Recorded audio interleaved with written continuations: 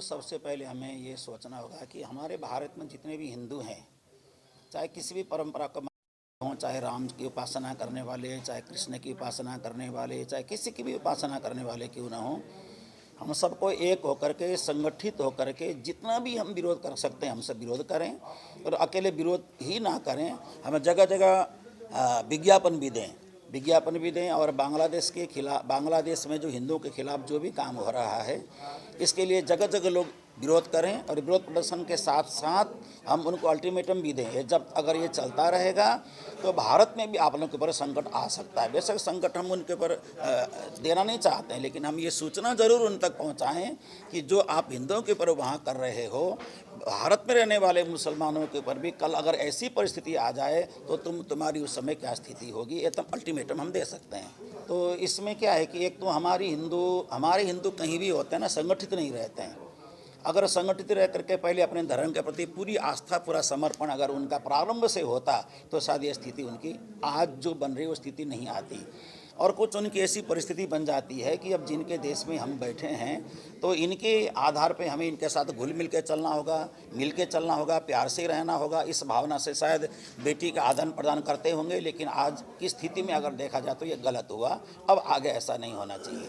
हम लोग जैसे यहाँ से हम लोग ये प्रारंभ किया है, हम चाहते हैं कि हम जो प्रदर्शन करेंगे, जैसे 8 तारीख को हम प्रदर्शन करेंगे, ऐसा ही प्रदर्शन देश भर में अगर हो जाए, हम पूरे देश के लोगों को ये सूचना देवें कि एक समय पे एक ही स्थिति पे हर एक भारत के प्रत्येक स्थान में, प्रत्येक शहरों में सारे साधु संत महात्मा मिलकर के एक ही बार प्रदर्शन करें तो शायद हो सकता है कि उस प्रदर्शन का असर बांग्लादेश की सरकार तक जाए।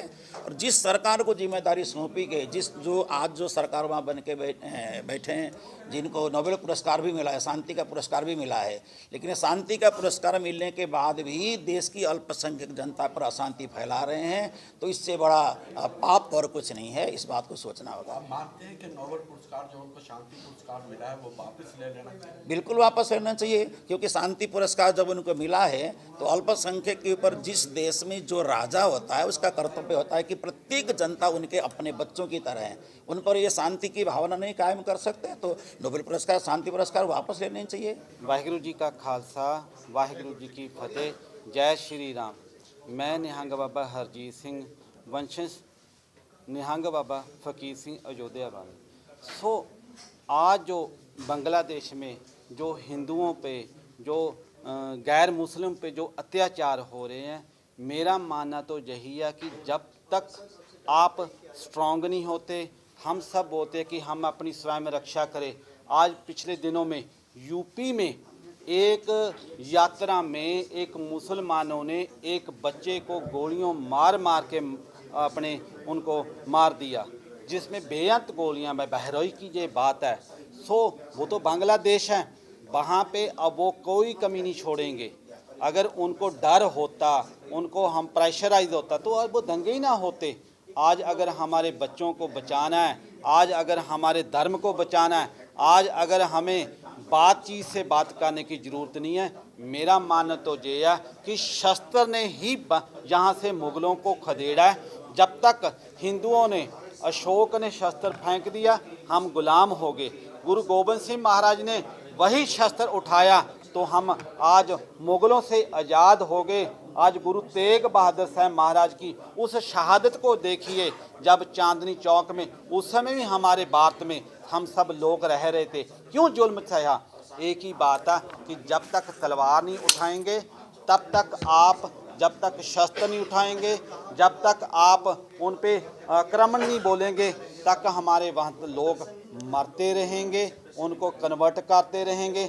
मैं भारत सरकार को, मैं पूरी दुनिया के हर उस सिख को, हर उस हिंदू को आज बोल रहा हूँ, आज हमें ज़रूरत है, हमें दोबारा वो हमारे गुरुओं का जो इतिहास है, जो कुरुक्षेत्र का जो इतिहास है, जो रामचंद्र जी का इतिहास है, जो हम बात शांति की करते हैं, शांति तब तक है जब तक आपके पास शस्त्र है। जब अगर हिंदुओं के पास वहाँ बांग्लादेश के पास शस्त्र होते, वो डिफेंस कर लेते, उनके पास शस्त्र नहीं है, आज वो गुलाम है। हमें शस्त्रधारी होना चाहिए और हमें उनकी अपने सुरक्षा के लिए हमें आगे आना चाहिए। अगर सरकार हमें आदेश दे, हम सब सिख और हिंदू जितने भी साधु हैं अपने अपने तरीके से उस देश में जाके अपने भाई बहनों को बचा के वापस लेके आना चाहते हैं। ये जो रैली है इसका पूरी दुनिया में जहाँ पे लोगों को ये महसूस कर रहा है कि जहाँ पे कुछ लोग बोल रहे हैं कि जो मुसलमान जो हमारे लोग जहाँ पे रह रहे हैं वो वहाँ पे गुलाम है, उनकी एक अलग वर्ल्ड में एक पिक्चर क्रिएट की जा रही है। इस रैली के जरिए पूरी दुनिया में जो ये प्रदर्शन हो रहे हैं उससे जो दुनिया में पूरा एक मैसेज आ रहा है कि ये लोग पहले भी हमें कन्वर्ट करते आ रहे हैं, आज फिर वही इतिहास दोहराया जा रहा है कि पूरी दुनिया कल अगर एक्शन लेना पड़ जाए तो ये नहीं बोलेंगे कि आपने पहले डायलॉग से जहाँ हमें बताया नहीं है। तो इसलिए ये पूरा एक आवाज़ पूरी दुनिया को दे रहे हैं कि आज अगर दुनिया को पता चल जाए वो समझें, जिसमें अलग अलग कंट्री अगर इन्वॉल्व होकर प्रेशराइज करके अगर ये मसले को हल कर सकते हैं तो वो हो जाए तो अच्छी बात है, नहीं नेक्स्ट सोल्यूशन तो लड़ाई ही होता है। श्रोमणी कमेटी जहाँ सिख और हिंदू अलग नहीं है, पहले तो बात ये है, जो गैर मुस्लिम है वो कोई भी वहाँ पे सेफ नहीं है। श्रोमणी कमेटी से कोई कॉन्टैक्ट